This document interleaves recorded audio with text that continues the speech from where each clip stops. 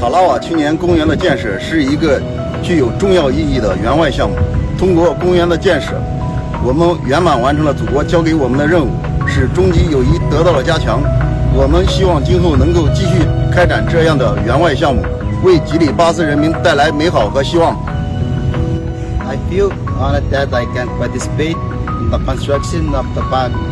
My family is also proud of me because I can join the team to do the park.